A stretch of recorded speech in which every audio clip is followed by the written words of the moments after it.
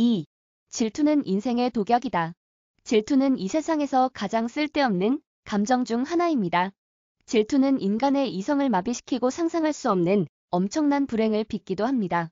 아주 속 좁고 질투심 강한 부부가 있었습니다. 두 사람은 아무것도 아닌 일을 가지고 말다툼을 벌이곤 했습니다. 어느 날 부인이 기분 좋게 맛있는 요리를 해서 상을 차렸습니다. 여기에 술을 한 잔 곁들이면 아주 근사할 것이라고 생각한 부인은 국자를 들고 술을 덜러 술항아리로 앞으로 갔습니다. 부인은 술항아리에 고개를 들이미는 순간 술 위에 비친 자기 얼굴을 보고 깜짝 놀랐습니다. 부인은 남편이 자기 몰래 다른 여자를 데려다가 술항아리 속에 숨겨 놓았다고 생각한 것입니다. 부인은 당장 고래고래 고함을 지르기 시작했습니다. 이런 나쁜 놈! 세상에 나를 속이고 몰래 여자를 데려다가 술항아리 속에 숨겨놔? 보라고. 이래도 할 말이 있어? 헐레벌떡 달려온 남편은 부인이 무슨 소리를 하는 건지 도통 알아들을 수가 없었습니다. 그는 아내가 말하는 대로 술항아리 안을 살펴보았습니다.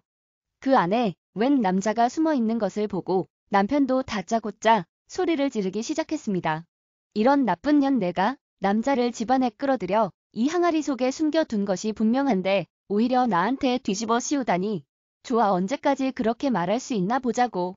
부인은 다시 항아리 속을 들여다보았습니다.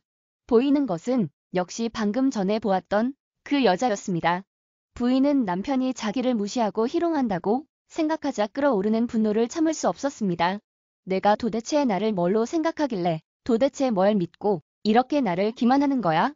너 내가 어떻게 나한테 이럴 수 있어? 부인은 말할수록 더 화가 치밀어 올랐고 급기야 손에 들고 있던 국자를 남편에게 집어 던졌습니다. 남편은 살짝 옆으로 몸을 피했습니다. 남편은 부인이 이유 없이 자기를 모함하더니 이제는 국자까지 집어던지자 더 이상 참지 못하고 아내의 뺨을 때렸습니다. 하지만 이 순간 두 사람의 싸움은 돌이킬 수 없는 지경에 이르렀습니다. 두 사람은 곧바로 서로 뒤엉켜지고 받고 싸우기 시작했고 이 싸움은 도저히 해결의 실마리가 보이지 않았습니다. 결국 두 사람은 관부에 끌려갔습니다. 두 사람의 이야기를 듣고 난 심판관은 대략 어찌 된 일인지 짐작이 갔습니다. 심판관은 사람을 시켜 그 술 항아리를 가져다가 깨라고 명령했습니다. 술 항아리를 망치로 한번 내려치자 그 안에서 술이 콸콸 흘러나왔습니다. 눈 깜짝할 새 술은 전부 땅속으로 스며들어 자취를 감추었습니다. 항아리 속에 있다던 남자나 여자는 눈 씻고 보아도 보이지 않았습니다. 그때서야 두 사람은 자신들이 질투에 눈이 멀어 자기 그림자를 보고 흥분한 것임을 알았습니다. 두 사람은 부끄러워하며 서로 사과하고 화해했습니다. 아무리 의심스러운 일이 생기더라도 미리 속단하지 마세요. 객관적이고 이성적으로 생각하여 진상을 파악해야 합니다. 아주 많이 화가 나더라도 이야기 속의 부부처럼 자기 그림자도 구별 못하는 지경에 이르면 안 됩니다. 침착하고 정확하게 상태를 파악하지 못하면 질투에 눈이 멀어 서로에게 씻을 수 없는 깊은 상처를 줄 수 있습니다. 불경에 다음과 같은 이야기가 있습니다. 옛날 인도의 마가타국의 왕이 취미로 코끼리를 길렀습니다. 왕이 키우는 코끼리 중에 아주 특이하게 생긴 것이 있었습니다. 온몸이 하얗고 부드러운 털로 뒤덮여 있었는데 멀리서 보면 반짝반짝 빛나기까지 했습니다. 왕은 이 코끼리를 아주 좋아하여 조련사에게 특별히 잘 돌보라고 명령했습니다. 조련사는 코끼리의 일상생활을 주의 깊게 살피고 세심히 보살피면서 시간이 날 때마다 말을 알아듣도록 열심히 훈련시켰습니다. 이 하얀 코끼리는 아주 똑똑해서 곧 사람 말을 잘 알아듣게 되었습니다. 마가타국에서는 1년에 한 번씩 큰 축제가 열립니다. 이때 왕은 하얀 코끼리를 타고 경축 퍼레이드에 나갈 생각이었습니다. 왕은 조련사에게 코끼리를 깨끗이 목욕시키고 멋지게 치장하라고 명령했습니다. 조련사는 코끼리 등에 하얀 양탄자를 깔아 왕 앞에 데리고 갔습니다. 왕은 신하들의 보필을 받으며 하얀 코끼리를 타고 경축 행사에 참여했습니다. 왕이 시내에 들어가자마자 이 코끼리는 단번에 사람들의 시선을 사로잡았습니다. 사람들은 코끼리 주변에 모여들어 끊임없이 탄성을 자아냈습니다. 정말 대단해. 코끼리 중의 왕이다. 대왕 코끼리야. 이 순간 큰 코끼리 등에 앉아있던 왕은 모든 영예를 코끼리에게 빼앗겼다는 생각이 들어 화가 나고 질투심이 일어났습니다. 왕은 서둘러 시내를 한 바퀴 돌고 불쾌한 표정으로 궁에 돌아왔습니다. 궁에 돌아오자 왕은 조련사에게 이 하얀 코끼리는 특별한 재주를 부릴 수 있느냐? 라고 물었습니다. 조련사는 왕께서 말씀하시는 재주가 어떤 것입니까? 라고 되물었습니다. 왕은 그러니까 절벽에서 다리를 들어 올리거나 그런 거 말이다. 라고 말했습니다. 조련사는 물론 할 수 있습니다. 국왕은 좋다. 그럼 내일 코끼리를 파라나국 사이에 있는 절벽으로 데리고 와서 재주를 선보이도록 하라. 라고 명령했습니다. 다음 날 조련사는 약속대로 하얀 코끼리를 데리고 절벽으로 갔습니다. 왕은 이 하얀 코끼리는 세 발로만 절벽 위에 설 수 있느냐? 라고 물었습니다. 조련사는 아주 쉽습니다. 라고 말했습니다. 그리고 조련사는 코끼리 등에 올라타고 코끼리에게 자 세 발로만 서보아라. 라고 말했습니다. 그러자 코끼리는 정말 신기하게도 한쪽 다리를 들어 올렸습니다. 왕은 다시 그렇다면 두 발은 들어 올리고 두 발로만 설 수 있겠느냐? 라고 말했습니다. 물론입니다. 조련사는 코끼리에게 두 발을 들어 올리라고 말했고 하얀 코끼리는 그대로 했습니다. 왕은 또다시 그렇다면 세 발을 들고 한 발로만 설 수도 있느냐? 라고 물었습니다. 조련사는 이 말을 듣고 왕이 일부러 코끼리를 위험하게 만들려는 속셈이라는 것을 알아차렸습니다. 그는 코끼리에게 이번엔 아주 조심해야 한다. 세 발을 들고 한 발로만 서보아라. 라고 말했습니다. 하얀 코끼리는 매우 조심스럽게 재주를 선보였습니다.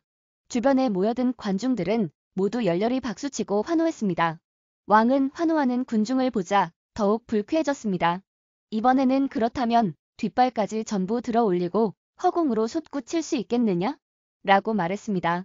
조련사는 조용히 하얀 코끼리에게 왕은 너를 죽이려고 하시는 것 같구나. 이곳은 이제 우리에게 아주 위험한 곳이 되었다. 저기 반대편 절벽으로 건널 갈 수 있겠니? 라고 말했습니다. 그러자 코끼리는 정말 뒷발을 들어 올리고 허공으로 몸을 날려 조련사를 태우고 반대편 절벽으로 건너갔습니다. 도저히 불가능할 것 같은 일이었지만 코끼리는 해냈습니다. 그들은 이제 파라나국에 들어온 것입니다. 파라나국 사람들은 코끼리가 하늘을 나는 모습을 보고 탄성을 질렀습니다. 이 소식을 듣고 파라나국 왕도 매우 흥분하며 조련사에게 너는 어디서 왔느냐? 왜 하얀 코끼리를 타고 이 나라에 왔느냐?